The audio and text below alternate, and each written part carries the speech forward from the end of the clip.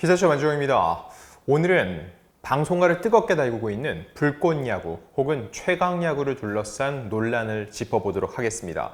어떻게 불러야 될지 이게 논쟁적이기 때문에 일단은 기억, 니은 순으로 해서 불꽃야구, 최강야구 제가 두 가지를 모두 말씀을 드렸습니다. 역대 가장 성공한 스포츠 예능이라고 볼 수 있는데 이 프로그램을 편성했던 JTBC 그리고 이 프로그램을 연출했던 장시원 PD 간 법적 분쟁이 시작됐습니다. 자, 그리고 법적 분쟁과는 별개로 불꽃야구가 유튜브를 통해서 공개가 됐는데 화제성이 엄청났습니다. 그거는 팬들의 갈증이 굉장히 심했다는 의미죠. 근데 본편 1편부터 3편 모두 현재 이 저작권 신고를 볼 수 없습니다. 5월 26일 기준입니다. 삭제라는 표현보다는 접속 및 시청이 현재는 불가한 상태라고 표현하는 게 맞을 것 같습니다. 자, 그럼 저희가 오늘 짚어볼 건 뭘지 말씀드리면 일단 현재 볼 수 없는 이 불꽃야구 다시 업로드 될 수 있을까? 두 번째, 채널 삭제 가능성도 얘기가 나오고 있는데 과연 실제로 그런 일이 벌어질 수 있는지, 궁극적으로는 불꽃야구라는 컨텐츠가 계속적으로 존속할 수 있을지가 궁금한데 결국은 이게 되려면은 프로그램이 수익이 나야 되거든요.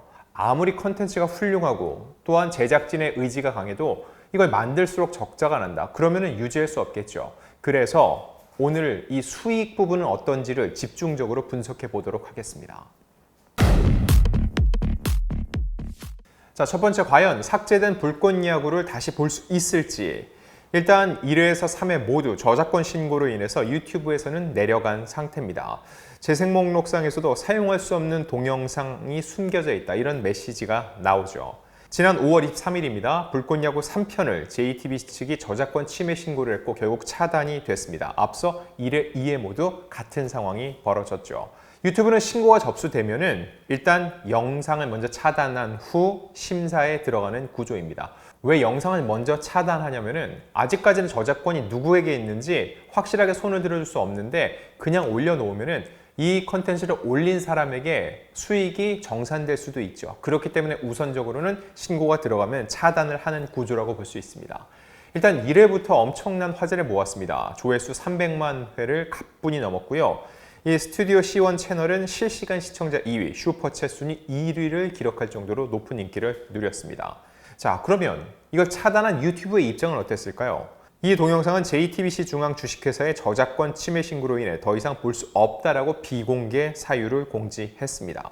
자, 그러면은 어떤 부분을 놓고 JTBC가 저작권 침해로 문제 삼은 것인지 이 내용까지 세세하게 공개되지는 않았습니다.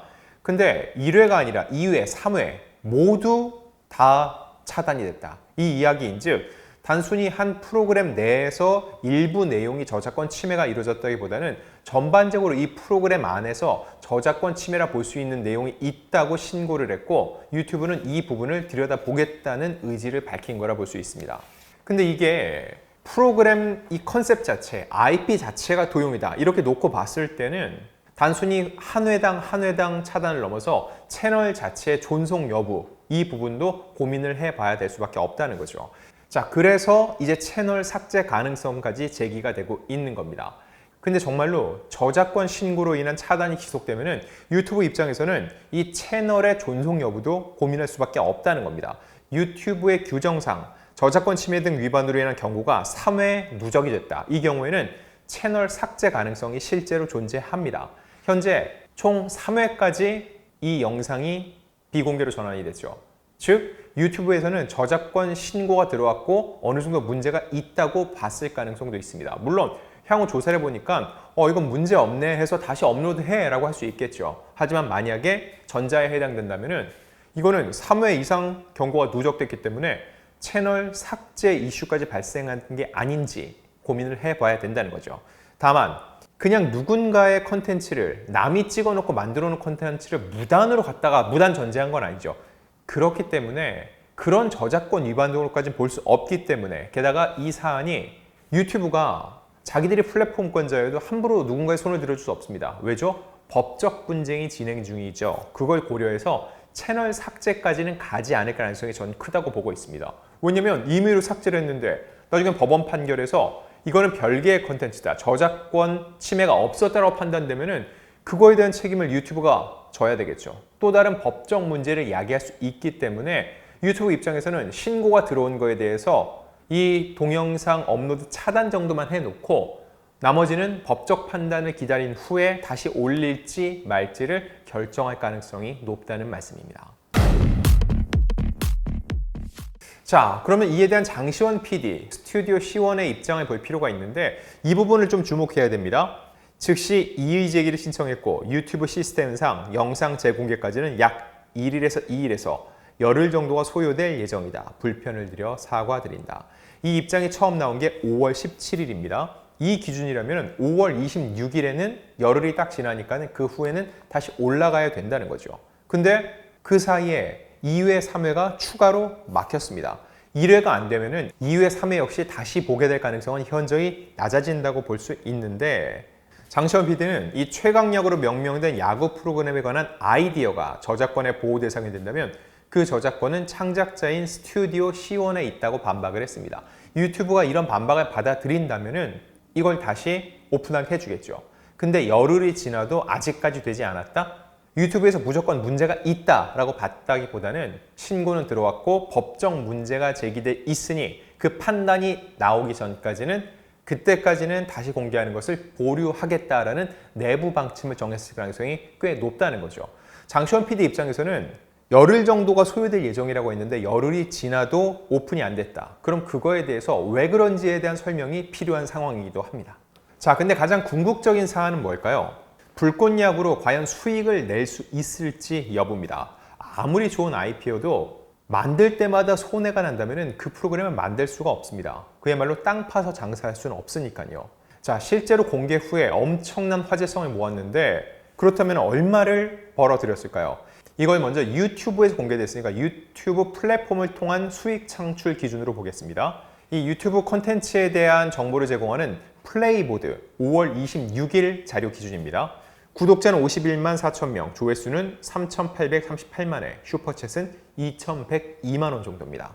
구독자 순위는 한국에서 3,883위로 상승 추세고요. 영상 평균 조회수는 40만 회로 굉장히 높은 편입니다. 구독자 대비 78.3%. 그럼 조회수에 따른 수익은 어떨까요? 일단 구독자와 수익은 직접적인 관계는 사실상 거의 없습니다. 저희가 해봐서 느끼는 거지만 구독자가 아무리 많아도 새로운 컨텐츠를 올려서 이 조회수가 나오지 않으면 구독자가 많다는 이유만으로 그냥 수익 쉐어 절대 없습니다. 구독자가 많으면 노출될 확률이 높아지는 거지 직접적으로 수익과 결부되는 건 아니라는 거죠. 결국은 조회수가 중요한데 3,838만 회, 이게 과거 영상까지 포함된 거지만 지금은 편의상 다 더해서 계산을 해보겠습니다. RPM이란 게 있어요. RPM이 뭐냐면 조회수 1000회당 수익입니다. 조회수 1000회가 찍히면 얼마의 수익을 나눠준다. 이건데 사실 이건 다 달라요. 구독자 연령대, 성별, 시청 국가에 따라서도 다릅니다. 미국은 한국에 비해서 서너 배 더 주는 경우도 있어요. 최강야구는 워낙 이 충성도가 높으니까는 3달러까지도 보겠습니다. 이 경우 3,838만 회를 보면은 11만 5천 달러, 달러로 들어옵니다. 11만 5천 달러예요. 이걸 한화로 계산하면 1억 6천만 원 정도가 됩니다. 지금까지 누적 조회수에 따른 수익은 1억 6천만 원 정도가 될 것으로 보여요. 자, 다음은 슈퍼챗입니다. 그동안 슈퍼챗은 총 3차례 했습니다. 그 합이 2,100만 원 정도. 중요한 건 2,100만 원을 다 받는 게 아니라는 거예요. 왜냐? 유튜브에서는 슈퍼챗 수수료를 무려 30%나 차감합니다. 즉 30%를 제외하고 1,500만 원 정도를 받게 되니까 조회수와 슈퍼챗 합치면은 1억 7,500만 원입니다. 이게 유튜브 플랫폼으로 이 채널이 거둘 수 있는 수익이라고 볼 수 있어요. 더 큰 것은 유료 광고입니다. 콘텐츠 왼쪽 위에 유료 광고 포함이라고 돼 있죠. 프로그램 안에 넣는 PPL, 협찬 이런 것들인데 이게 훨씬 더 클 수가 있습니다. 다만 이 부분은 제작진이 공개하지 않았기 때문에 저희가 명확히 말씀드리긴 어렵습니다. 중요한 건 이 정도를 갖고 과연 제작비를 충당할 수 있을지 여부입니다. 일단 불꽃야구는 최강야구 시리즈에서 활약했던 이들이 불꽃 파이터즈로 다시 뭉쳤습니다. 그럼 이들의 회당 출연료는 얼마나 될까요? 비연예인도 프로그램 한 편에 출연하면 회당 정말 최저가가 50만 원 정도 받습니다. 근데 이들은 스타잖아요. 평균 200만 원만 잡을게요. 제가 볼 땐 200만 원 훨씬 넘지만 이 정도만 잡을게요. 25명이니까 회당 5천만 원이겠죠. 여기에 스태프 비용, 장비 대여료 이걸 다 포함하면 제가 볼 때 회당 출연료 정말 최저로 잡아도 2억 원 이상은 될 겁니다. 3회까지 찍었다. 그럼 본편만 놓고 보더라도 6억 이상의 제작비는 들었을 거예요. 근데 현재까지 둘을 합치면은 유튜브 수익 얼마? 1억 7,500만 원. 물론 유료 광고가 있지만 제가 볼 때 제작비 충당이 쉽지는 않아 보입니다. 이때 얘기하죠. 직관이 있잖아요. 얘기할 수 있는데 고척돔에서 열린 첫 직관 경기 티켓은 예매 개시 단 5분 만에 매진됐습니다. 최저 18,000원에서 최고 99,000원까지 구성이 됐고 최대치 한 2만 석을 잡겠습니다. 고척돔이 사실 2만 석이 안 돼요. 그래도 편의상 2만 석을 잡고 중간 가격 5만 원으로 하면은 10억입니다. 이건 진짜 최대치예요. 왜냐면 2만 석이 되지도 않고 그 안에서 장비 설치 이런 것 때문에 상당히 많은 좌석을 빼야 됩니다. TV데일리 보도를 보면은 티켓 가격을 이 고척 스카이돔 평균 좌석 수를 감안해 환산했을 때 전체 수익이 약 7억 원 정도 된다고 보도를 했습니다. 굉장히 큰 돈이죠. 근데 여기서 얼마나 남느냐의 문제인데 제가 JTBC 쪽에 슬쩍 취재를 해봤는데 최강 야구 할 때도 직관을 했을 때 남는 게 많지가 않다고 합니다. 왜냐? 티켓 수익이 꽤 되는데 나가는 돈이 상당히 많다는 거예요. 일단 고척 스카이돔은 체육 경기, 또 공공 문화 행사, 일반 행사 이럴 때마다 대관료가 달라지는데 체육이 아닌 다른 행사 용도일 경우에 대관료가 2, 3억 수준이라고 합니다. 여기에 각종 제작진의 인건비 그리고 장비 사용료 다 따져보면 남는 게 많지 않다는 거죠. 자, 그러면 이렇게 제작비 충당이 현재까지는 수익을 내기 어려운 구조라면 향후 불꽃야구는 어떻게 자생력을 갖출 수 있을까요? 굿즈 판매와 협찬 수익을 따질 수 있을 거예요. 유니폼, 응원봉, 기념구 이런 다양한 팬 상품들 이게 실제로 저도 직관을 가봤는데 줄을 서서 삽니다. 여기서 꽤 많은 수익을 낼 수 있다는 거죠. 근데 지금은 법적 분쟁임을 고려할 때 이게 얼마나 빨리 진행이 될지 이 부분을 좀 더 고민을 해야 봐야 될 지점이라고 볼 수 있고요. 또 하나 유니폼을 하면 거기 유니폼에 이렇게 막 광고들이 붙잖아요. 근데 법적 분쟁 중이기 때문에 다른 브랜드가 쉽게 접근하기는 어려울 것으로 보입니다. 괜히 지원을 했다가 또 다른 불똥이 튀거나 혹은 법적으로 문제가 있다라고 했을 때 그에 따른 피해를 감수해야 되기 때문이죠. 이외에도 어떤 게 있을 수 있을까요? 제가 생각을 해보니까 유튜브 콘텐츠 일부를 유료로 전환을 하는 거죠. 실제로 유료 회원제를 도입한 채널들이 있죠. 그렇게 하거나 두 번째는 자율 구독제를 시행할 수도 있습니다.